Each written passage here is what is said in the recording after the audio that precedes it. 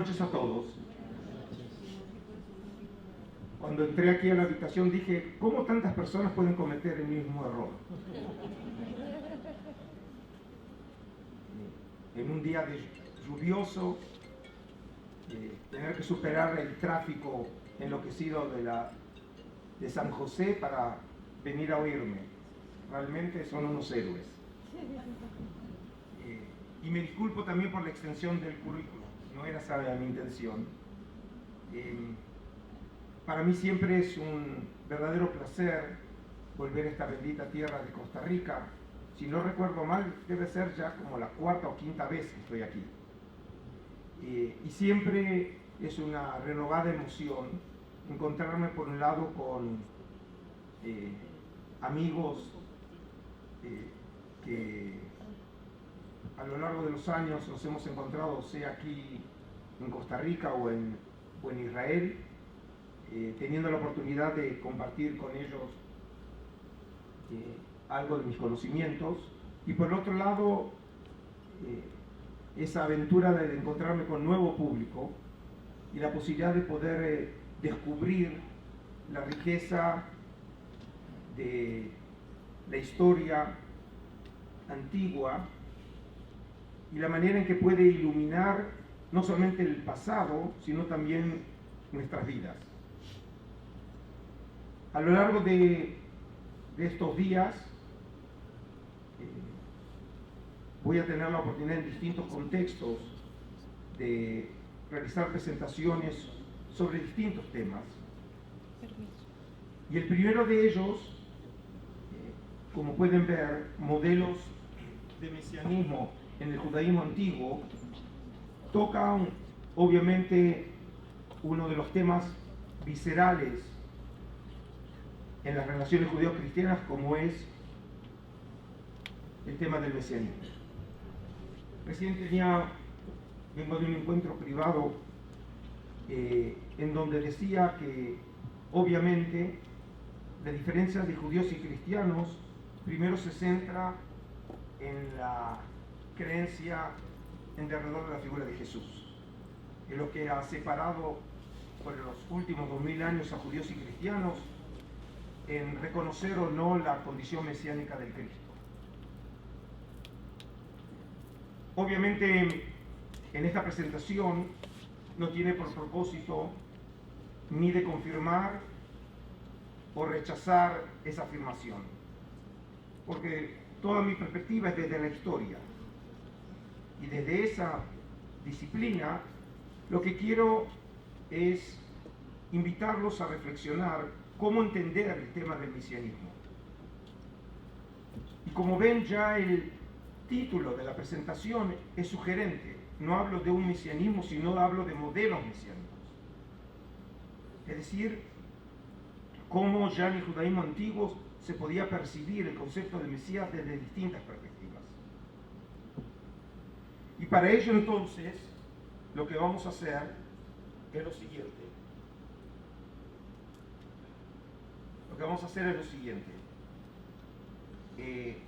En esta primera parte vamos a estudiar el concepto de Mesías en la Biblia hebrea.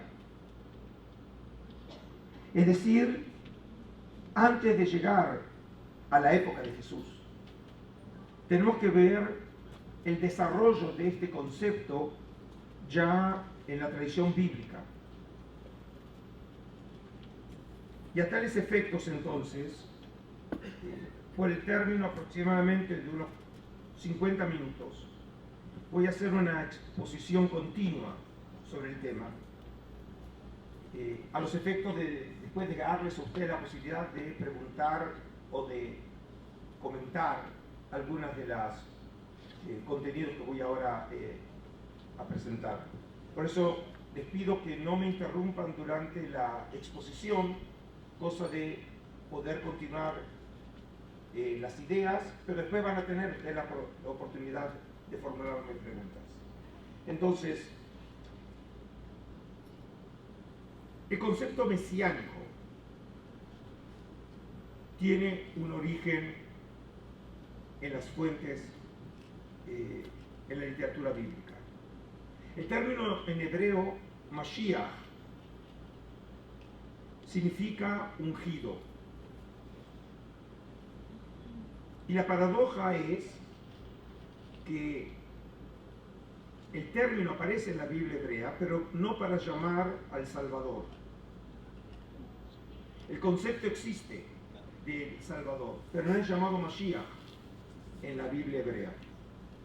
En esa parte de la tradición judía, de esa literatura que se va conformando a lo largo de los siglos y que refleja también distintos estadios del desarrollo de Israel.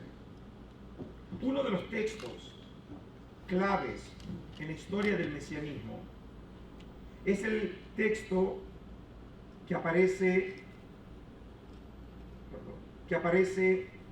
en el libro de Isaías, capítulo 11. Acá quiero hacer solo un breve comentario. Obviamente, a la enorme mayoría de los presentes no los conozco personalmente y no puedo saber cuál es el trasfondo o los conocimientos que tienen de literatura bíblica. Entonces solamente quiero decir lo siguiente. El profeta Isaías vivió hace 2800 años en una realidad histórica precisa, cuando la gran potencia mundial de la región eran los asirios. Y oráculos de ese profeta se encuentran en el libro de Isaías. Hago esta aclaración porque la tradición fija que Isaías escribió su libro, pero eso es simplemente una afirmación de la tradición, sin ningún fundamento histórico. El libro de Isaías, como lo vemos los biblistas, es más bien que un libro, es una antología que contiene oráculos del profeta, pero no todos los oráculos se pueden atribuir a la misma persona. Al Isaías al que yo me refiero es al Isaías original, que comprende específicamente del libro de Isaías, que es un libro extenso. ¿Cuántos capítulos tiene Isaías? 66. Ojalá mis alumnos en Israel supieran eso. 66 capítulos, de los cuales entre el capítulo primero y el capítulo 39, con algunas excepciones, pueden ser atribuidos a las palabras del profeta. Y en ese capítulo 11 el profeta dice así: de ese tronco que es Yesé sale un retoño brota de sus raíces. El Espíritu del Señor estará continuamente sobre él y le dará sabiduría, inteligencia, prudencia, fuerza, conocimiento y temor del Señor. Él no juzgará por la sola apariencia, ni pronunciará su sentencia fundándose en rumores. Juzgará con justicia a los débiles y defenderá los derechos de los pobres del país. Sus palabras serán como una vara para castigar al violento, y con el soplo de su boca hará morir al malvado. Siempre irá revestido de justicia y verdad.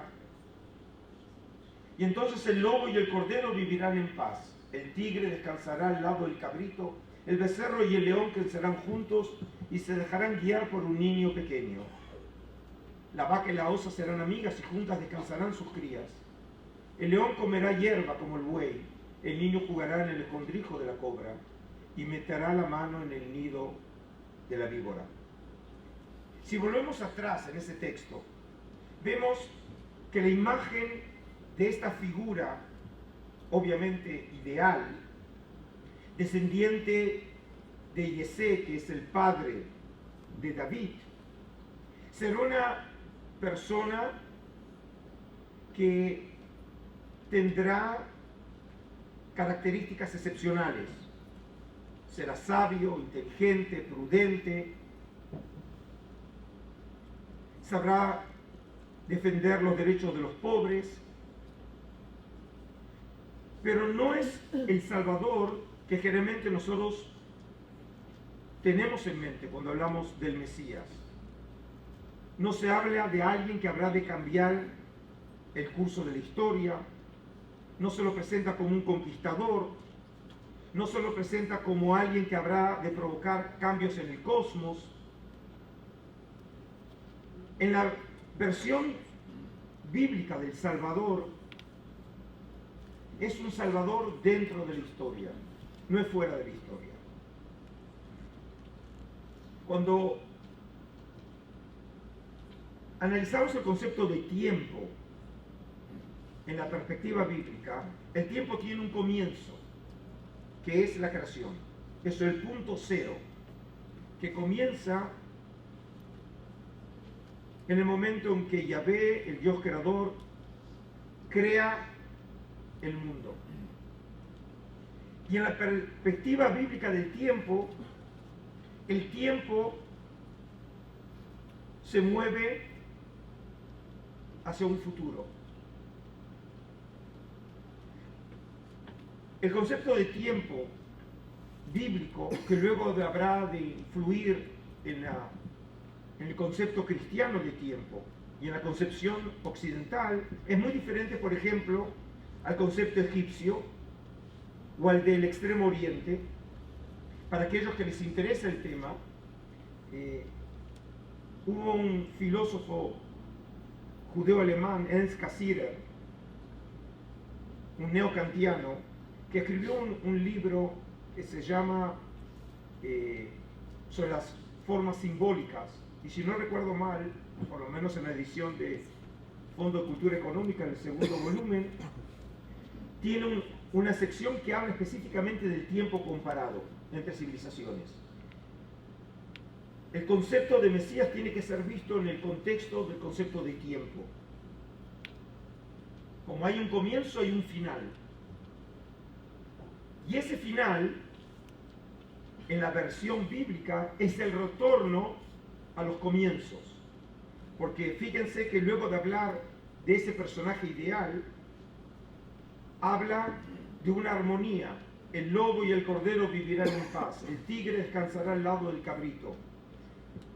Los biblistas ven aquí un eco del mundo del paraíso, en donde antes del pecado original, el mundo vivía en armonía. Fue el hombre, con su pecado, con la desobediencia, que introdujo el mundo al caos. Es decir, que la visión bíblica, obviamente, del fin de los tiempos, no presenta la idea, por ejemplo, que los muertos resucitan. Era una idea que era desconocida en el mundo bíblico. Se habla de una paz y de una armonía que para nosotros también es algo inimaginable, pero es algo que podemos entender, en donde puede haber armonía, pero todavía es dentro de nuestro mundo, no es una realidad fuera de este mundo. Esa realidad no aparece todavía en el mundo bíblico. Es decir, tenemos aquí un descendiente de David que habrá de ser el promotor de esa época escatológica dentro del tiempo, no fuera del tiempo. Esta idea que conecta al Salvador con la figura de David, lo vemos, por ejemplo, en otro profeta, como es Miqueas, que también es un contemporáneo de Isaías. Pero ahora Jerusalén, prepara tu defensa porque has sido sitiada y van a castigar duramente al jefe de Israel. En cuanto a ti, Belén Efrata, pequeña entre los clanes de Judá, de ti saldrá un gobernante de Israel que desciende de una antigua familia. Es decir, la idea que va a haber un personaje descendiente de la casa de David que habrá de traer salvación a Israel. Es decir, otra vez, estamos hablando de sucesos que suceden dentro del tiempo y no fuera del tiempo. No estamos hablando de un ser divino, de un ser que realiza cambios en la estructura del cosmos. Esa noción todavía no aparece en el pensamiento bíblico. Cuando avanzamos en el tiempo, por ejemplo, esta línea davídica aparece en el profeta Jeremías. El profeta Jeremías es el profeta de la destrucción del templo, es decir, el comienzo del siglo VI antes de nuestra era. En el capítulo 33, el texto afirma que dijo Jeremías: el Señor afirma, llegará el día en que cumpliré las promesas de bendición que hice el pueblo de Israel y de Judá. Cuando llegue ese tiempo y ese día, haré que David tenga un descendiente legítimo, que establecerá la justicia y la rectitud en el país. En aquel tiempo Judá estará salvo y Jerusalén vivirá segura. Y este es el nombre que le darán el Señor en nuestra victoria. Es decir, otra vez, el rol del Salvador es traer paz a Israel. El profeta anuncia que habrá un descendiente de David. Y ese descendiente es el que habrá de restaurar a Israel después de vivir la destrucción del templo y de Jerusalén. Esta idea continúa en Ezequiel, el profeta del destierro, cuando despierta esperanzas en Israel. Otra vez hace referencia a este Salvador. Haré que vuelva mi siervo David y lo pondré como único pastor y él las cuidará, él será su pastor. Yo el Señor seré su Dios y mi siervo David será su jefe. Yo el Señor he hablado. Es decir, algunos biblistas hablan del concepto de David redivivus. Es como que va a volver a renacer David.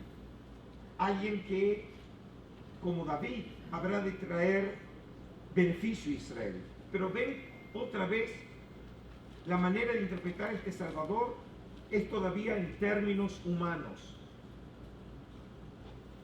no metafísicos, no supramundanos. Este concepto de la esperanza escatológica en una figura davídica parece llegar a un momento de clímax con el retorno de Israel del cautiverio de Babilonia. En el libro de Ageo, es un profeta de la época persa, 521-520 antes de la era común. Y si alguno de ustedes tienen interés en escribir un doctorado, se los recomiendo, son solo 2 capítulos. Nunca escriban un doctorado sobre Isaías. Esa es una fórmula para nunca recibirse. El profeta Ageo revela en sus palabras un estado de excitación por un fin que se acerca, que está muy próximo. Y por eso dice así en el capítulo 2: aquel mismo día el Señor volvió a dirigirse a Ageo y le ordenó que dijera a Zorobabel, el gobernador de Judá. Zorobabel es descendiente de la casa de David. Yo haré temblar el cielo y la tierra, destruiré el poder de los reinos del mundo y echaré abajo sus tronos. Volcaré los carros de guerra y a los que montan en ellos, y morirán los caballos y sus jinetes, cada uno morirá atravesado por la espada de su hermano. Y aquel día, Zorobabel, siervo mío, te cuidaré con mi anillo de sellar, porque yo te he escogido, yo el Señor Todopoderoso lo afirmo. Algunos creen que este texto parecería indicar que en la época de Ageo se desarrolló una esperanza escatológica centrada en la figura de Zorobabel. Él es el descendiente de David que habría de traer salvación. El texto claramente lo define como siervo y además dice claramente que Yahvé lo ha escogido. No sabemos si será una casualidad o no, pero es el último texto que aparece mencionado Zorobabel. Y algunos creen que los persas se encargaron de que fuera el último texto. Es decir, que parecería ser que el texto aludía a la posibilidad de un cambio de la historia. Yo haré temblar el cielo y la tierra. Y precisamente frente a esa esperanza de cambio, la esperanza escatológica se centraba en Zorobabel. Es decir, es otra vez en un personaje histórico de la casa de David. Estamos hablando de un ser divino que baja de las nubes. Es decir, porque cuando nosotros, en la tradición judeo-cristiana, especialmente después de 2000 años de literatura centrada en el Cristo resucitado, automáticamente proyectamos esas ideas de mesianismo en los textos antiguos que no conocen todavía esa idea. Es una idea más tardía, no aparece en un estadio tan temprano de las esperanzas mesiánicas. Y un contemporáneo de Ageo es el profeta Zacarías, en donde el texto dice a Zacarías 9: alégrate mucho, ciudad de Sión, canta de alegría, ciudad de Jerusalén.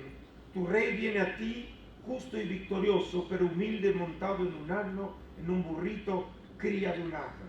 Que obviamente, como algunos de los presentes pueden identificar, es la profecía que luego se ve reflejada en la entrada de Jesús a Jerusalén. Es un texto que habrá de tener en el judaísmo tardío implicancias mesiánicas. Todo mi propósito en esta primera parte era mostrar que el concepto mesiánico existe en la Biblia hebrea, a pesar de que estos personajes, ninguno de ellos se llamó Mashiach. Pero el concepto existe. Y como dije claramente, una figura que funciona dentro de la historia y habrá de aparecer al final de la historia, pero como dije, dentro de los límites de la historia, no más allá de la historia.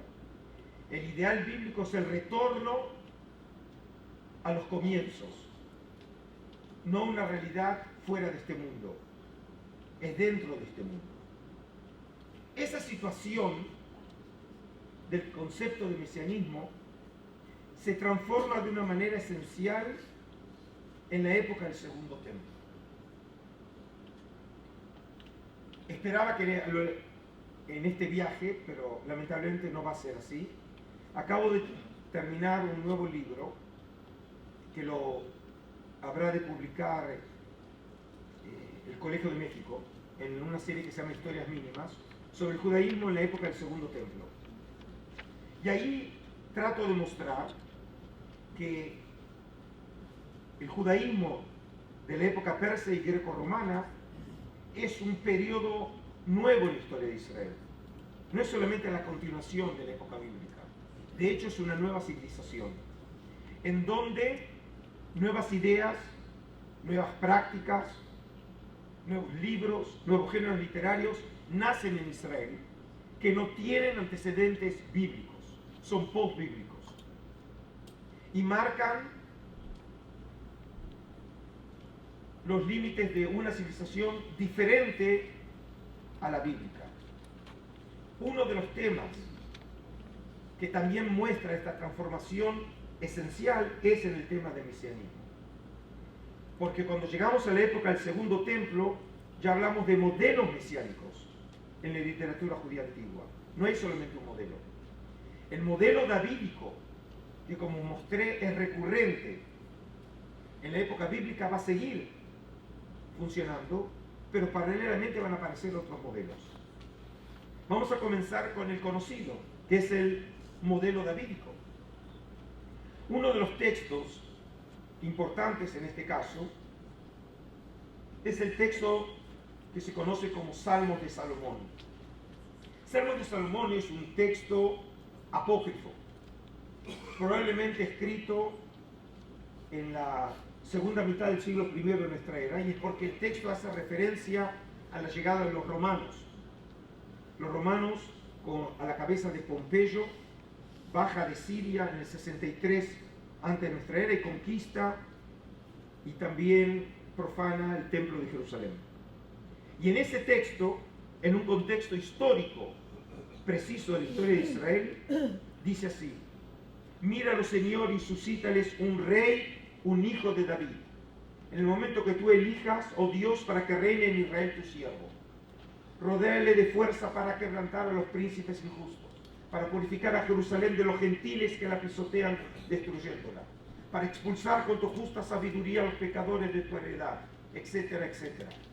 Es decir, ahora el Salvador es también un jefe militar y tiene como propósito derrotar a los gentiles, que en este contexto son los romanos.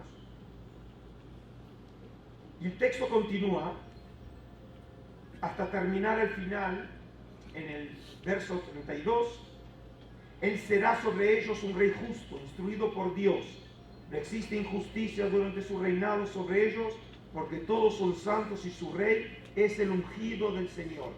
Es la primera vez que tenemos en la historia del mesianismo judío que esa figura davídica es llamado ungido en el contexto de Salvador. Es decir, Christos. Porque eso es lo que significa la palabra Christos. Cristo significa ungido en griego, el que es ungido con el óleo sagrado. Es decir, que aquí tenemos un modelo en donde el rey davídico es un guerrero. Ya no es simplemente la figura que está dotada de dotes espirituales, de sabiduría, inteligencia, misericordia, como lo vimos en Isaías 11. Él es un guerrero. Este mismo concepto lo vemos ahora en un texto de la comunidad del Mar Muerto. En este texto, que se lo conoce como el 1Q, colección de bendiciones, es de la cueva número 1, y el texto comienza del instructor. Instructor, el masquil, era un cargo dentro de la comunidad del Mar Muerto que tenía funciones pedagógicas, de enseñar las doctrinas de la comunidad, para bendecir al príncipe de la congregación. El término técnico que aparece es Nasí, que lo conocemos de la literatura bíblica, que eran los jefes de las tribus. El título en el Pentateuco es Nasí, pero aquí el título Nasí es en un contexto escatológico. Y fíjense lo que dice: y renovará la alianza de la comunidad por él para establecer el reino de su pueblo por siempre, para juzgar con justicia a los pobres, para reprender con rectitud al humilde de la tierra, para marchar en perfección ante él por todos sus caminos, para establecer la alianza santa durante la aflicción de los que le buscan. Que el Señor te eleve a una altura eterna, como torre fortificada sobre la muralla elevada. Y ahora, ¿qué es lo que va a hacer esa figura? Que golpees a los pueblos con la fuerza de tu boca, que con tu cetro devaste la tierra, que con el aliento de tus labios mates a los impíos, que envíes sobre ti un espíritu de consejo y de fortaleza eterna, un espíritu de conocimiento y de temor de Dios, que sea la justicia el cinturón de tus lomos y la fidelidad el cinturón de tus caderas, que te ponga cuernos de hierro y herraduras de bronce, cornearás como un toro, pisoteará los pueblos como el barro en las ruedas. No sé si ustedes pueden apreciar que este texto está reinterpretando Isaías 11. Es decir, el autor anónimo lee el texto de Isaías, pero lo interpreta ahora como un verdadero caudillo militar. Es decir, se espera del Mesías que comande un ejército y que derrote a los enemigos de Israel. Esa idea no aparece en los textos bíblicos, es una idea post-bíblica. Y esta idea se conecta con otro texto, que es un texto que lo conocemos en el Pentateuco en Números, como parte de las profecías del profeta pagano Balaam, que el rey Balac lo había llamado para maldecir a Israel, y cada vez que intenta maldecir termina bendiciendo a Israel. Y en Número 24 el texto dice así: veo algo en el futuro, diviso algo allá muy lejos, es una estrella que sale de Jacob, es un rey que se levanta en Israel, aplastará la cabeza a Moab, aplastará a todos los descendientes de Seth, conquistará a Dom, se apoderará de Seir, que es su enemigo. Israel realizará grandes hazañas, un vencedor saldrá de Jacob y destruirá a los que cedan en la ciudad. Este texto en el judaísmo segundo templo empezó a ser entendido en un contexto mesiánico. Y el mejor ejemplo en este caso es el líder de la revuelta contra los romanos, que se lo conoce con el nombre de Bar Kokhba, entre los años 132 y 135. Bar Kokhba no era el nombre de él.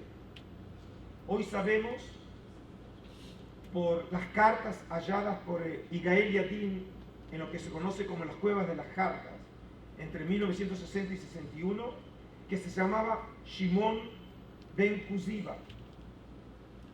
Pero en los textos cristianos, ese líder es llamado Bar Kokhba, y Bar Kokhba en arameo significa el hijo de la estrella.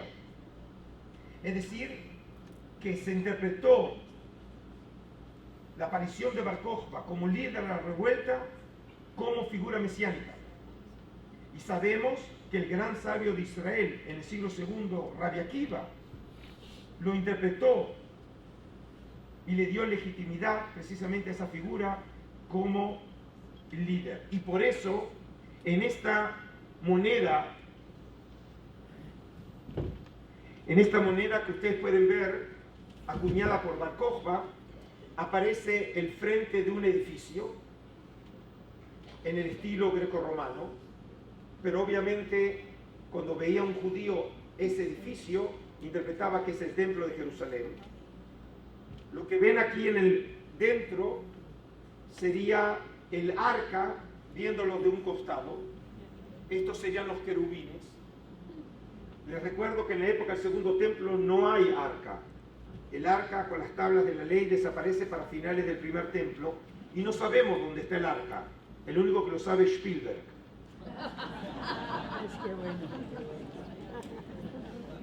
Pero en la memoria colectiva de Israel, el templo y su condición casa de Yahvé era precisamente por la presencia del arca con las tablas. Y por eso en la imaginería colectiva, cuando se habla del templo, también se imagina el arca. Y del otro lado de la moneda hay una referencia directa a una de las festividades de Israel, que es la fiesta de los tabernáculos o Sukkot. Como bien saben, la ordenanza bíblica era que los judíos tenían que peregrinar, literalmente subir a Jerusalén. Pero la referencia específica a la celebración de la fiesta de los tabernáculos es porque el templo de Jerusalén fue inaugurado por Salomón en la fiesta de los tabernáculos, en Sukkot. Y un objetivo de la revuelta de Bar Kokhba era reconquistar Jerusalén y reconstruir el templo, cosa que nunca sucedió. Pero lo que les quería mostrar y les señalé, fíjense que aparece en la moneda una estrella. Y el tema de la estrella claramente aparece en una historia de otro que, por lo menos algunos afirmaban que era el Mesías. Y es en la historia de Jesús.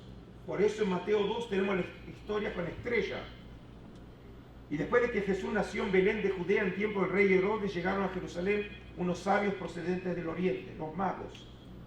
¿Y dónde está el que ha nacido rey de los judíos?, preguntaron. Vimos levantarse su estrella y hemos venido a adorarlo. Ahora entienden ustedes en qué contexto aparece esa estrella.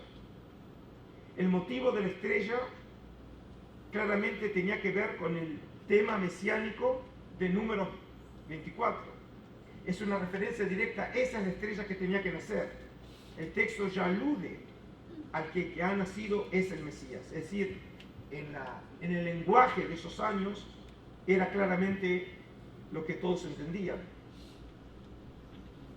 Y por eso, uno de los modelos según los cuales se entiende a Jesús es un Jesús davídico. Por eso, el Evangelio de Lucas y el Evangelio de Mateo comienzan con la genealogía de Jesús, a los efectos de probar el origen davídico de Jesús. Y por eso, en la famosa entrada de Jesús a Jerusalén, en Mateo,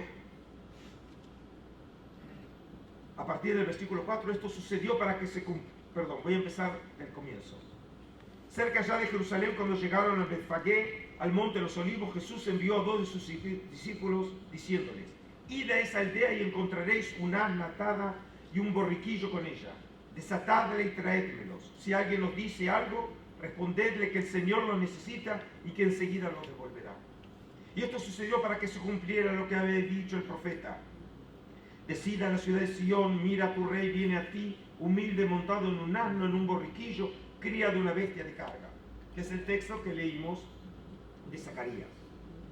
Como se pueden imaginar, yo no estuve ahí. No puedo decir si realmente Jesús lo dijo o no lo dijo. No puedo decir si la escena es histórica o no.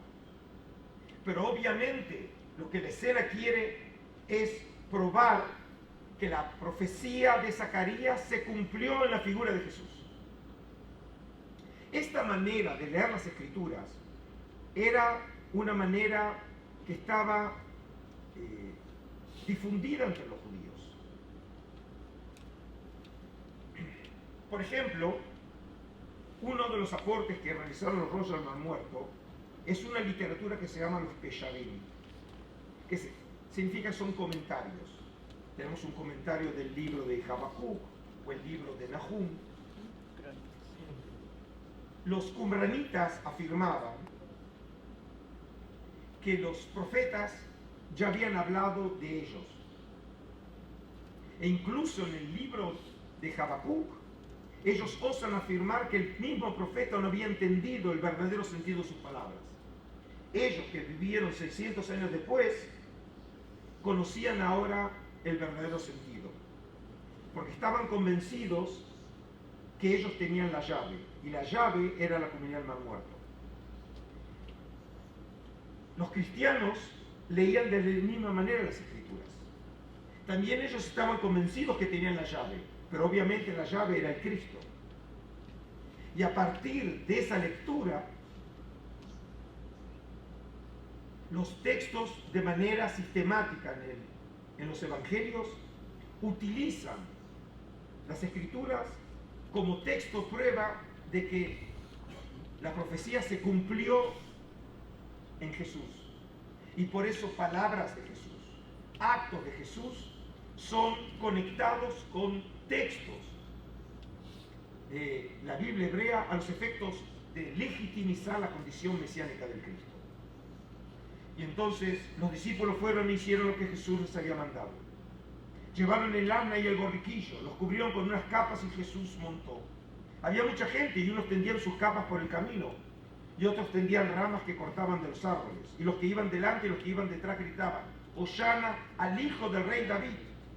Bendito el que viene en el nombre del Señor. Hosana en las alturas. Cuando Jesús entró en Jerusalén, toda la ciudad se alborotó y muchos preguntaban: ¿quién es este? Y la gente contestaba: es el profeta Jesús, el de Nazaret de Galilea. Es decir, esta interpretación de Jesús es en los términos bíblicos, es el anunciado por los profetas, es el descendiente de la casa de David. Este modelo, el modelo davídico, mesiánico, sigue la antigua tradición bíblica. Y en ese sentido, entonces, sus raíces son profundamente israelitas y bíblicas. Pero lo sorprendente es que no es el único modelo mesiánico para entender la condición mesiánica del Cristo. Hay otro modelo, y este es mucho más llamativo, que es el Mesías sacerdotal. En el judaísmo segundo templo, no solamente se esperaba a un Mesías de carácter davídico. El sumo sacerdote también tenía que ser ungido con el óleo. También es un Mashiach, el sumo sacerdote. Y uno de los textos, que la historia textual es muy compleja, de la literatura pseudoepigráfica, de esos libros no canónicos, se llama el Testamento de los 12 Patriarcas.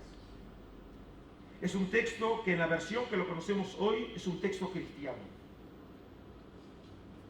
Testamento es un género literario que lo conocemos en el judaísmo del segundo templo. Y este documento testimonia las palabras o profecías que tienen que ver con cada uno de los hijos de Jacob.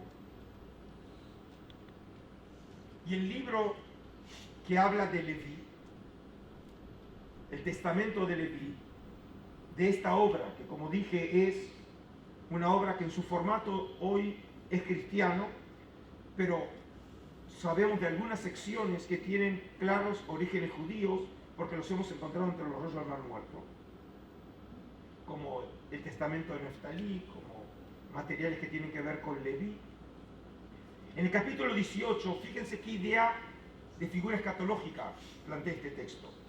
Después que el Señor haya tomado venganza de ellos, interrumpirá el sacerdocio. Y entonces suscitará el Señor un sacerdote nuevo, a quien serán reveladas todas las palabras del Señor. Él juzgará rectamente en la tierra durante muchos días. Brillará como el sol en la tierra, eliminará todas las tinieblas bajo el cielo y habrá paz en todo el mundo. Los cielos se regocijarán en sus días y la tierra se alegrará.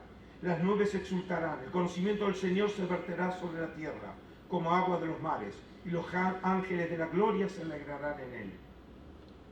Es decir, estamos hablando de una figura con características cósmicas, que habrá de traer un cambio en la estructura del mundo.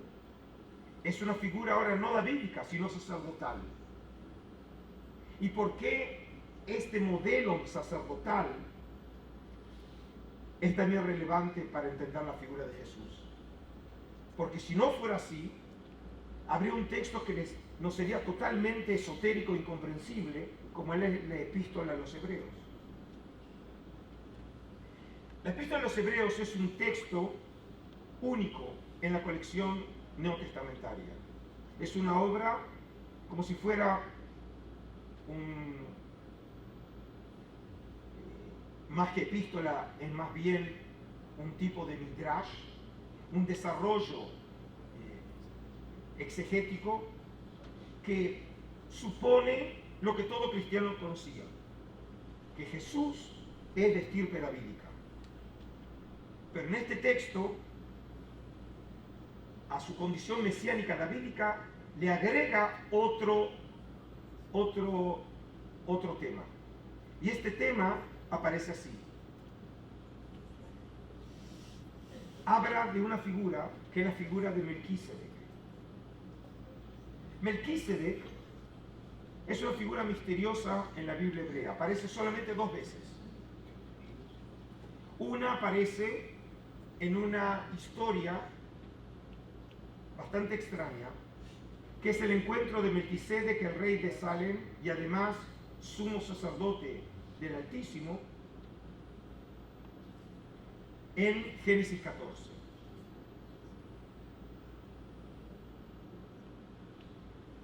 Y luego vuelve a aparecer en el libro de Salmos, en capítulo 110, versículo 4. Son los únicos 2 lugares que aparece Melquisedec.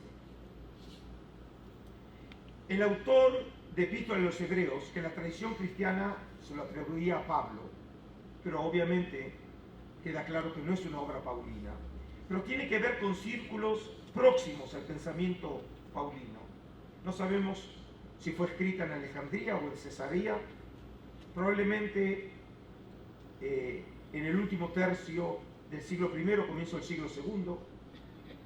Este texto habla del encuentro de Melquisedec y Abraham, pero lo interpreta en el capítulo 7 de una manera muy original. Dice así: este Melquisedec fue rey de Salem y sacerdote del Dios Altísimo. Hasta ahora está bien, porque eso es lo que dice la Biblia hebrea en el Pentateuco. Cuando Abraham regresaba a la batalla en la que había derrotado a los reyes, todavía va bien. Melquisedec salió a su encuentro y lo bendijo. Hasta ahora sigue, digamos, sintéticamente lo que dice el Pentateuco. Y entonces Abraham le entregó la 10ª parte de todo lo que había ganado en la batalla. Eso no lo dice el texto en Génesis 14. Alguien entrega el diezmo, pero no queda claro quién. Pero ya se había convertido en un motivo aceptado por los exégetas que el que entregó el diezmo fue Abraham. Y ahora el texto dice así: el nombre Melquisedec quiere decir en primer lugar rey de justicia. En hebreo es Melquisedec. Y como era de Shalem, que quiere decir paz, significa también rey de paz. Ese no era el sentido original.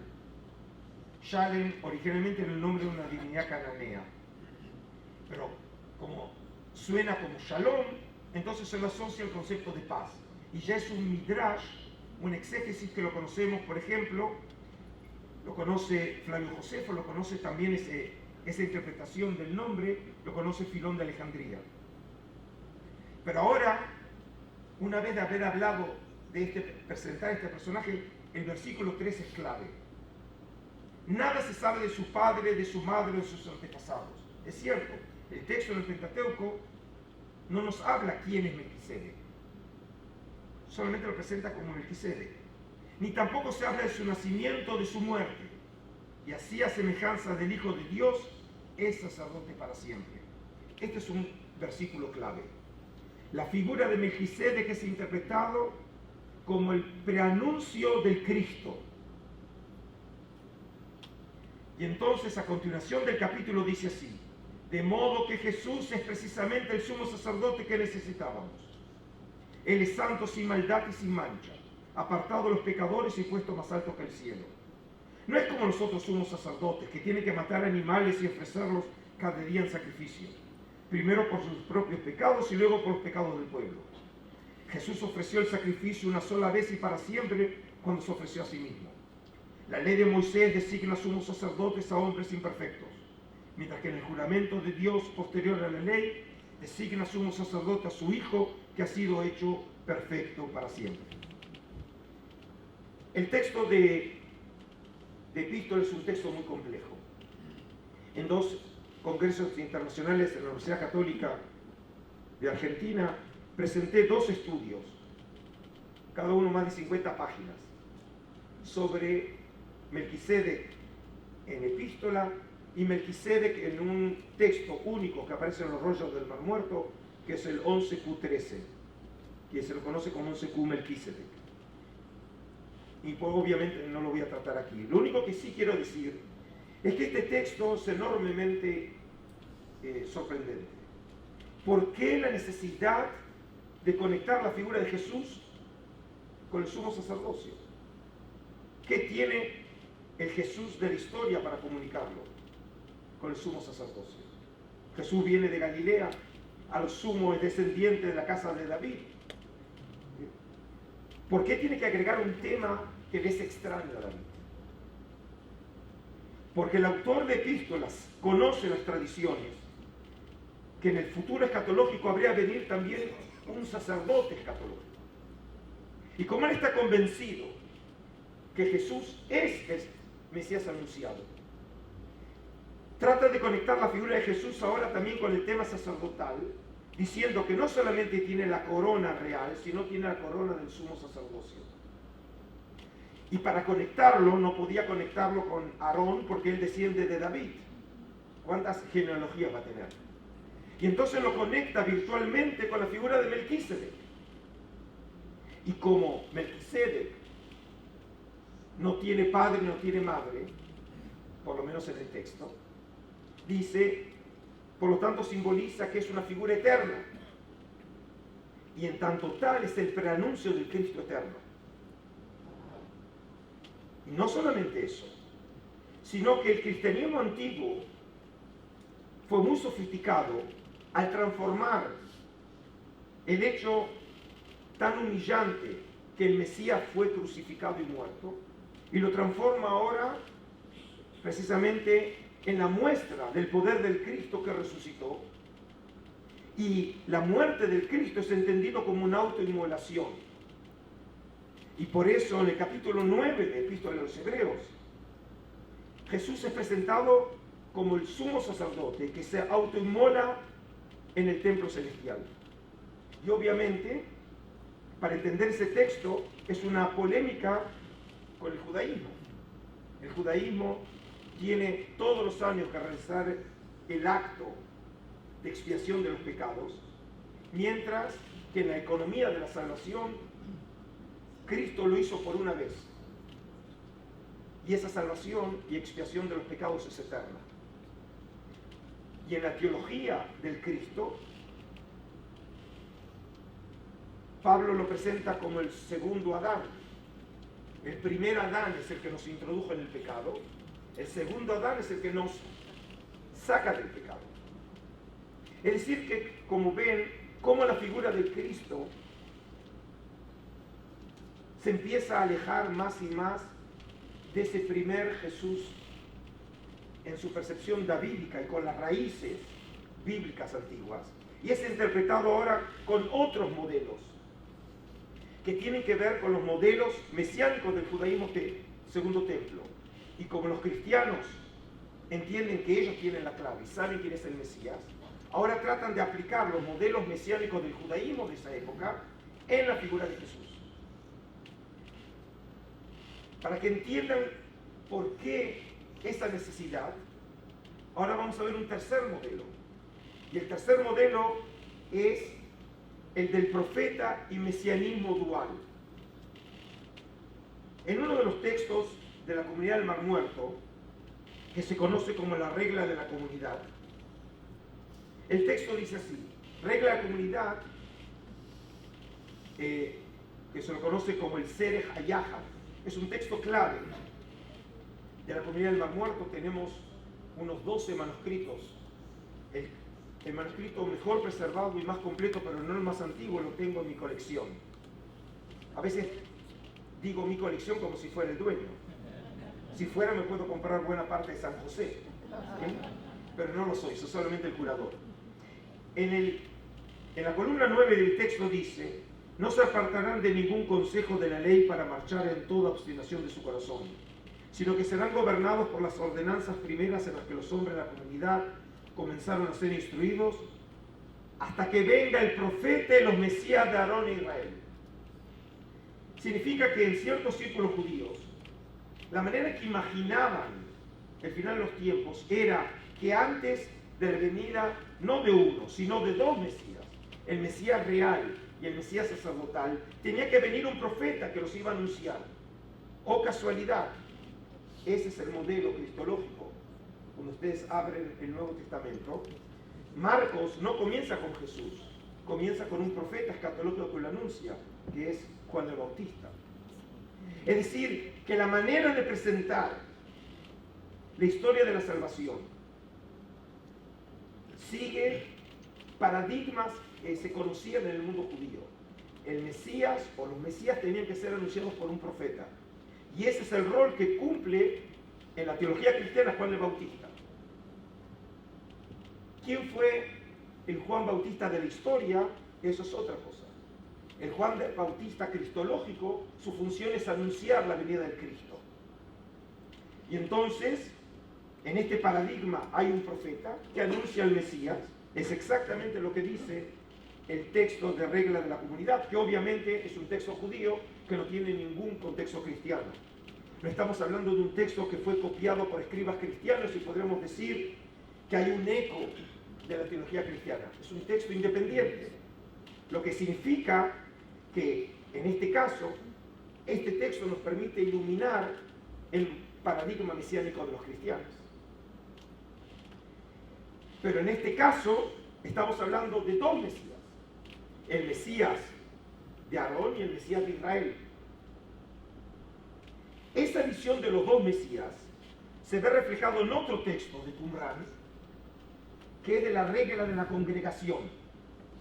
Es la visión del final de los tiempos, y el texto dice así: esta es la asamblea de los hombres famosos, los convocados a la reunión del consejo de la comunidad, cuando engendré Dios al Mesías con ellos. Entrará el sacerdote, jefe de toda la congregación de Israel, y todos sus hermanos los hijos de Aarón, los sacerdotes convocados a la asamblea, los hombres famosos, y se sentarán ante él cada uno de acuerdo con su dignidad. El texto está describiendo la comida mesiánica. Y entonces, la manera de entrar de los personajes va de acuerdo a la jerarquía. La máxima jerarquía es el ungido sacerdotal.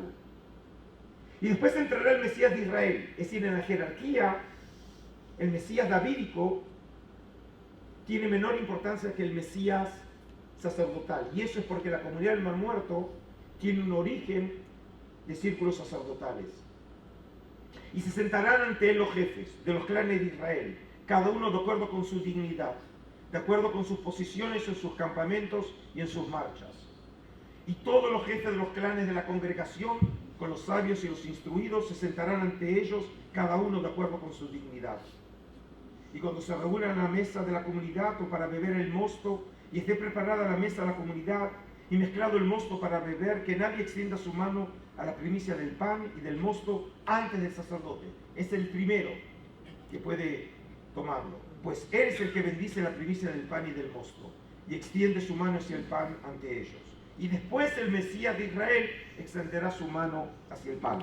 Es decir, que si hay un grupo como la comunidad del Mar Muerto, que imagina que en el final de los tiempos llegarán dos Mesías, entonces podemos entender por qué el autor de Epístola a los Hebreos tiene que combinar las dos coronas en uno. Porque significa que desde su perspectiva, Jesús es el Mesías. Y lo que quiere es coordinar los modelos existentes en esa época en la figura de Jesús.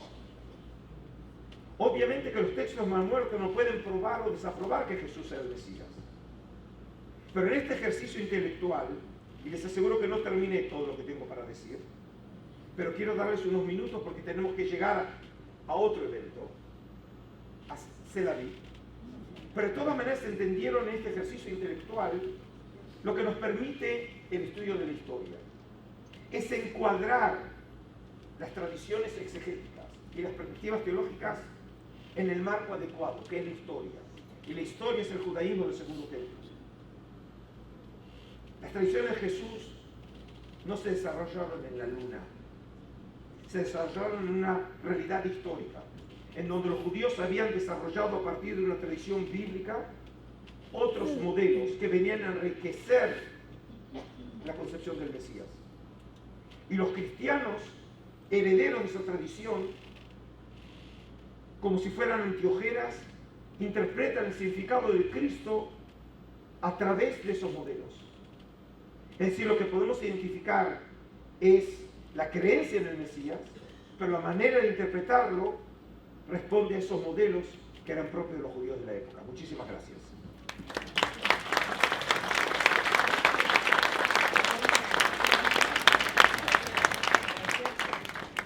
Sí, caballero.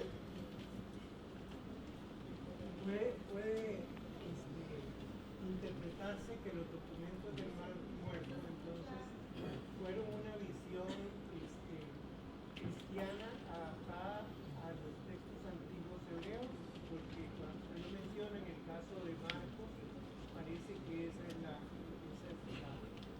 tónica. No, es exactamente al revés. Es decir, la presentación cristiana del Mesías tiene que ver con paradigmas existentes en el judaísmo del segundo templo, como el que aparece en el rollo del Mar Muerto. Es precisamente la relación al revés. Usted no hizo mención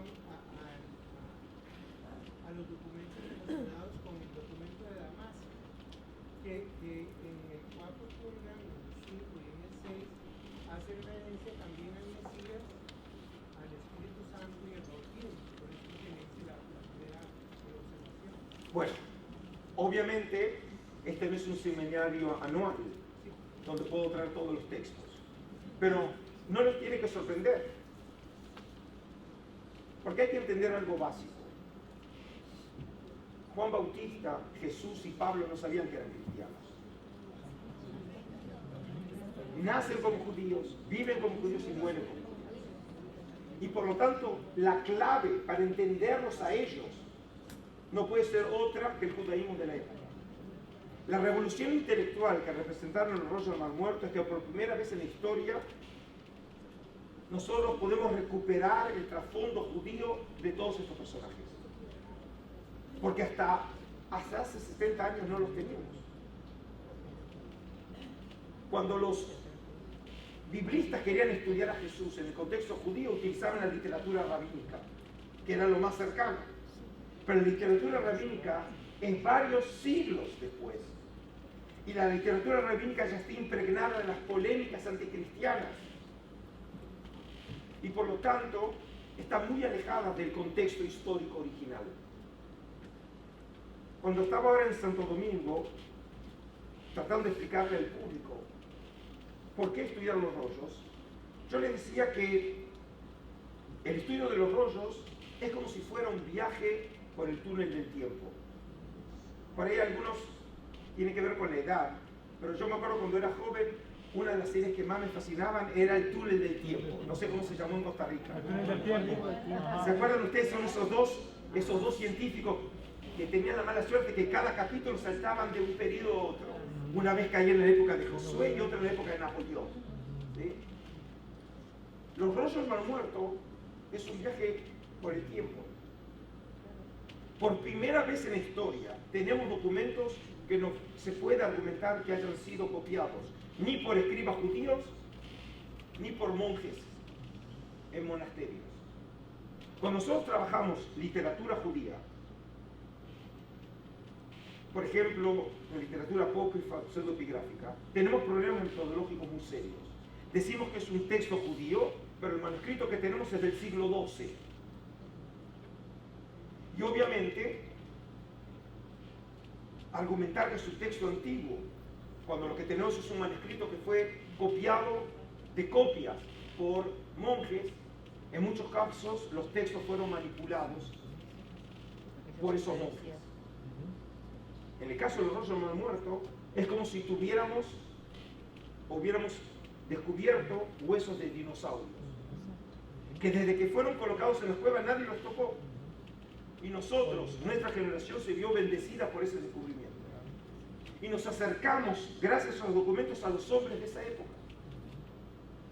Y entonces nos permiten recuperar, en este caso, como en otros, conductas, ideas, expresiones, que hasta que se descubrieron los rollos no sabíamos.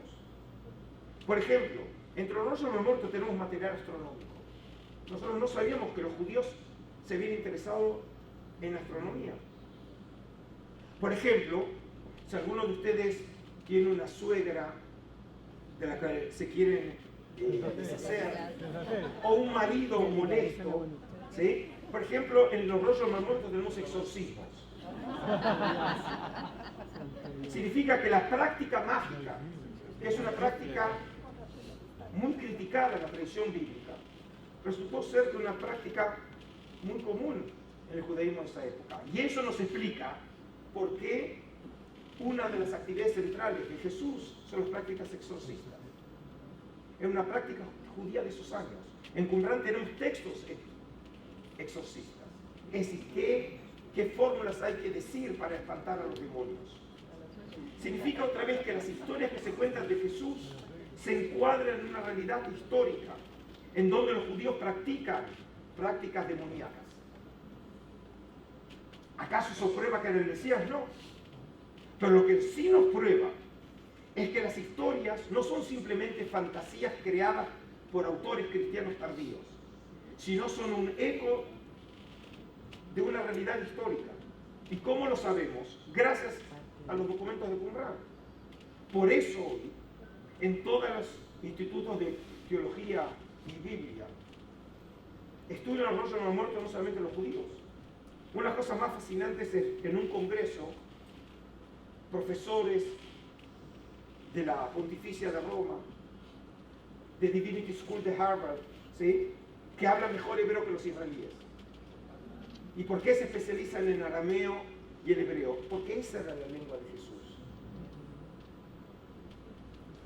Para terminar, y obviamente por ahí una o dos preguntas más, pero quiero que entiendan dónde está el aporte de los rollos.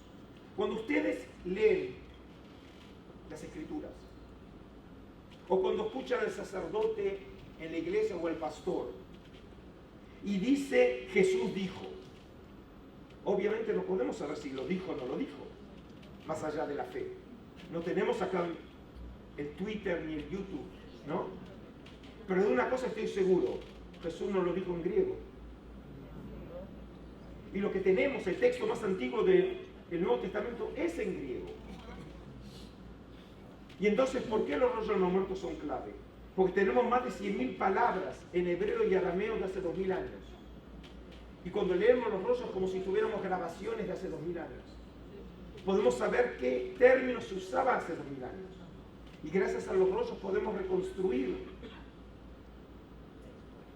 el campo semántico que era utilizado por los judíos de esos años. Y si uno quiere oír al Cristo, tenemos que oírlo en su lengua original. Los rollos nos permiten acercarnos a ese Jesús de la historia. ¿Alguna otra pregunta? Sí, caballero. Solamente levanten la voz. Sí, en los distintos modelos mesiánicos del judaísmo, en alguno de ellos se considera a Jesús o a ese futuro Mesías como hijo de Dios. Ajá. Ok, es decir, son la condición divina de Jesús. Bueno. Perdón, hago una aclaración. Sí. Conforme a la historia, yo sé cuándo fue que se le dio, que fue por un edicto imperial, pero quiero saber si dentro de los estudios hebreos existe alguna referencia a esa situación especial. Bueno, uno de los aportes que nos hicieron también los rollos del Mar Muerto es entender que hay en ciertos círculos judíos una nueva perspectiva del hombre, en donde la categoría de humanidad y de divinidad se borran las distancias. Esa perspectiva no es bíblica, es posbíblica. La perspectiva bíblica claramente distingue que hay un hiato fundamental entre lo humano y lo divino. Por eso incluso el mismísimo Moisés muere. El texto dice que no sabemos dónde está enterrado, pero también Moisés, que llegó a hablar cara a cara con Yahvé, que fue el profeta por excelencia, muere como todos los hombres. Sin embargo, la Biblia hebrea también conoce que hay dos personajes que no mueren: el profeta Elías y Enoc. No queda muy clara qué pasa con ellos. Sabemos que en la tradición bíblica el profeta Elías habrá de aparecer en el final de los tiempos, como dice Malaquías. Y Enoc simplemente dice que Dios lo tomó y desapareció. Pero en la época del Segundo Templo tenemos una enorme literatura en derredor de la figura de Enoc. Partes de la literatura enóquica son de los documentos más antiguos que nos llegaron entre los rollos del Mar Muerto.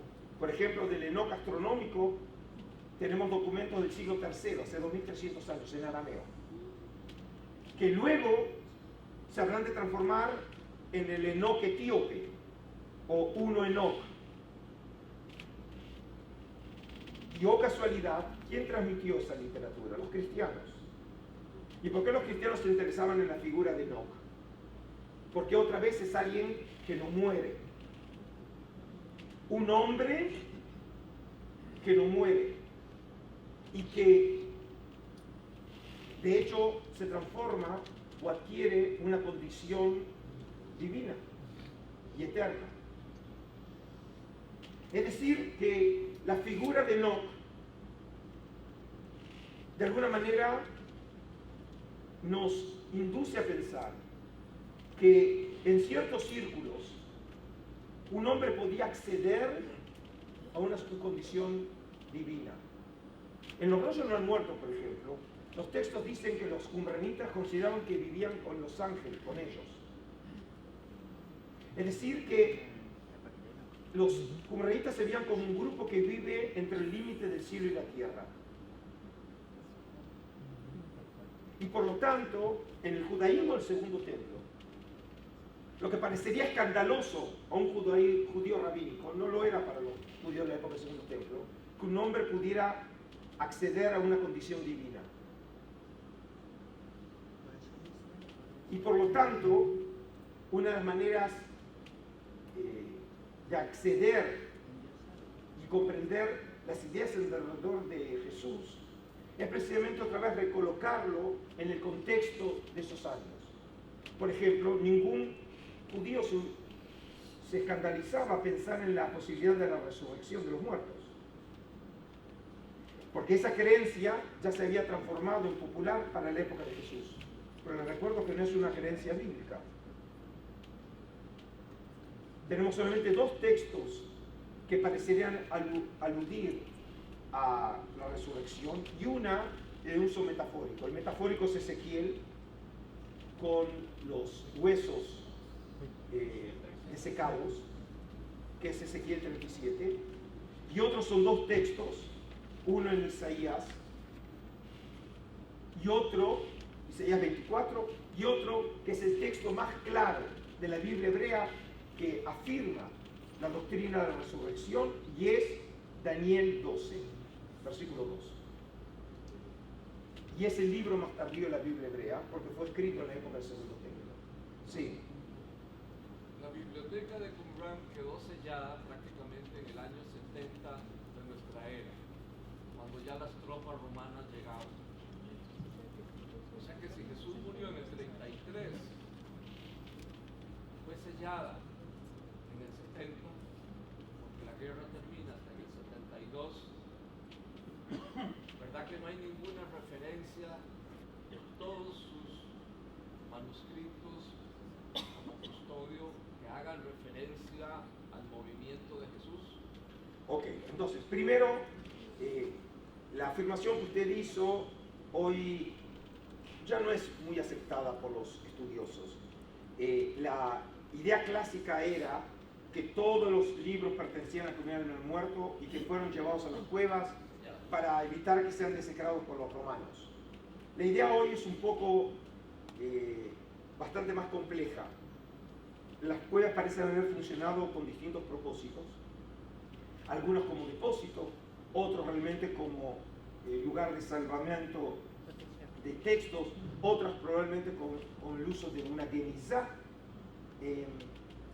Pero de todas maneras, los rollos del Mar Muerto no hacen ninguna referencia expresa, y tengo que marcar expreso porque hay autores que sí han afirmado que de manera no expresa habría ecos a la figura de Jesús, de Juan Bautista y de Pablo. La comunidad internacional no ha aceptado esa posición. Ahora, y eso no les tiene que sorprender. Nos sorprende a nosotros porque no podemos imaginar la historia, por lo menos en Occidente, sin la figura de Jesús, toda la perspectiva del tiempo es cristocéntrica, antes de Jesús, después de Jesús. Pero la historia de Jesús y todos los eventos alrededor de Jesús son acontecimientos absolutamente intrascendentes en el Imperio Romano, lo que sucede en Judea, que luego, siglos después, habrán de cambiar el curso de la historia, pero no en esos años.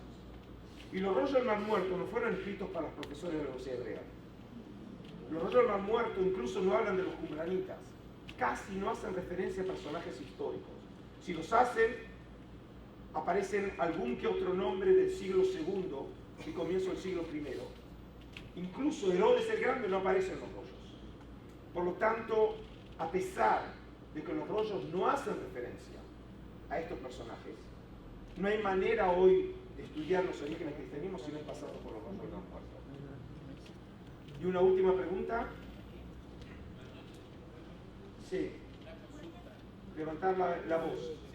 Todos los rollos están escritos en qué idioma. ¿Cuáles son los idiomas que aparecen generalmente? Tres idiomas. Tres. La enorme mayoría están escritos en hebreo, utilizando distintas grafías, pero en hebreo. ¿Perdón? Sí, por ejemplo, puede ser paleohebreo, puede ser herodiano semiformal, formal, hashmonea o macabea, ¿sí? Pero hebreo. La enorme mayoría. Tenemos más o menos de un 12 a 17% de materiales en arameo, que se consideran generalmente materiales más antiguos, y tenemos un porcentaje muy pequeño en griego. Por ejemplo, tenemos un fenómeno que no nos podemos explicar. Hasta hoy en día, la cueva número 7, todos los manuscritos que se hallaron están en griego. No sabemos por qué. Y les recuerdo que las lenguas habladas en la tierra de Israel en esos años es el griego y el arameo, no el hebreo. Y la mayoría es el hebreo. Lo que significa que la literatura que tiene que ver con este grupo, al considerarse ellos como el verdadero Israel, también refleja la lengua de Israel y la lengua nacional es el hebreo. ¿Ok? Bueno, usted te había levantado y después ya realmente me voy. Sí. ¿De dónde? ¿CNN qué es? ¿Fox News? Hace una conferencia de prensa a los Trump. Sí, por favor. Este último modelo que tú nos presentas de mesianismo judío, ¿tendrá alguna relación con el concepto de Mashiach ben Yosef, Mashiach ben David, que desaparece en el tiempo y vuelve a aparecer? Ok, bueno, eso tiene que ver, el tema mesiánico es un tema que se sigue desarrollando en el judaísmo de esos años, y por lo tanto tenemos, por ejemplo, hay una obra mesiánica muy importante del siglo VI de nuestra era, que se llama Sefer Zerubabel. Es un texto muy importante que fue escrito cuando está por aparecer el Islam. Es justamente, la literatura mesiánica tiene mucho que ver con periodos de tensión y de crisis política, económica, espiritual. Y precisamente es el fin de la época romana, cuando entra en crisis, y el surgimiento del Islam. Y en ese momento aparece este libro, y ahí aparece también la idea, por ejemplo, que probablemente, según algunos historiadores, los judíos tomaron el motivo que el Mesías habría de ser muerto para luego volver a resucitar. Entre los judíos significa que toman probablemente un motivo que lo conocemos de los cristianos. Y en todo el tiempo lo que vemos, cómo estos grupos se van fructificando mutuamente. Motivos judíos aparecen entre los cristianos para entender a su mesianismo, y a su vez los judíos toman motivos de los cristianos. Y no hay otra manera de ser, porque en última instancia estas civilizaciones todo el tiempo están en contacto unas con otras. Y de alguna manera, y por ahí, si no recuerdan todo lo que dije, me gustaría que sí se llevaran ustedes una idea. Y si esa la recuerdan, entonces valió mi venida aquí a la capital, a San José. Y es lo siguiente. Yo dije que los rollos del Mar Muerto son de una época prerrabínica y precristiana. Es un momento en donde el judaísmo está muy fragmentado, pero es un judaísmo vital, en donde elabora ideas, creencias y prácticas que habrán de ser la base de la civilización judía cristiana. Y de hecho, junto con la griega y romana, los fundamentos de Occidente. Y específicamente, para judíos y cristianos, lo que los rollos del Mar Muerto nos permitieron es recuperar la memoria perdida. Si no fuera por esos textos, como hoy vimos, la regla de la comunidad, la regla de la congregación, ¿sí? Nosotros muchos de los pasajes, incluso el Nuevo Testamento, no los entenderíamos hasta el final. Y ahora los entendemos porque vemos que reflejaban paradigmas de mesianismo de esos años. Y en última instancia, entonces, el beneficio de nuestra generación, y que representa una verdadera bendición para nuestra generación, es que los rollos del Mar Muerto nos han a todos recordado que judíos y cristianos son hermanos. Muchísimas gracias.